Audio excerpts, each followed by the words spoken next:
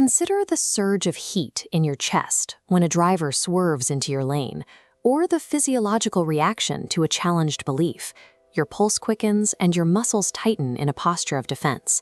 To your brain, a scratch on your car or an insult to your opinion registers as a threat to your survival.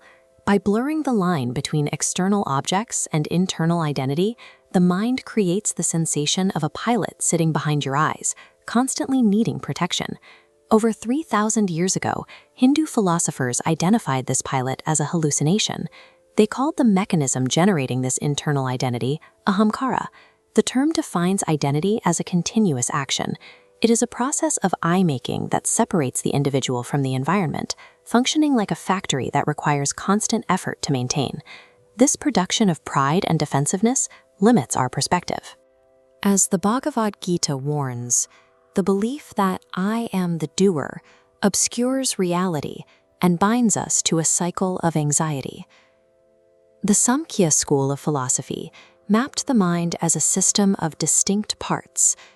They placed Ahamkara inside the Antakarana, the inner organ, and categorized it as a functional tool separate from pure intellect or memory. Modern neurology identifies a physical equivalent, the default mode network, working with the medial temporal lobe. This circuitry handles self-referential thought, creating the boundary between me and the world, activating when you reflect on the past or worry about the future. Both ancient practices and brain scans identify the ego as a localized biological mechanism. It is a tool used to navigate the physical world, rather than a permanent or immortal soul. Understanding the ego as a mechanical tool raises a terrifying possibility. We have to ask what happens to human consciousness when the machine stops, when the default mode network goes offline. Specific catalysts, such as deep meditation or psychedelic compounds, trigger the 5-HT2A serotonin receptors in the brain. This triggers a surge of glutamate, reducing the usual inhibitions between brain regions. The flood of neurochemicals deactivates the default mode network, effectively shutting down the I-making factory. Without its central identity generator, the mind experiences a loss of subjective self-identity. Early psychologists like Carl Jung documented this state, referring to it as psychic death. Today, it is known as ego death. During the 1960s, Timothy Leary and Stanislav Grof documented how subjects experienced this shutdown as the total disintegration of their individual mental methods points. The survival of these events proves that consciousness does not require an identity to function. When the ego is dismantled, pure, unbounded awareness remains. We must consider how a person interacts with the physical world once the I-making machine is dismantled. Historical accounts provide examples of this state in practice.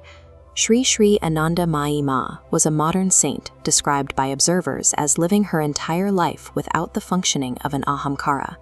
She managed households and complex organizations, yet she experienced reality as a fluid, interconnected spirit.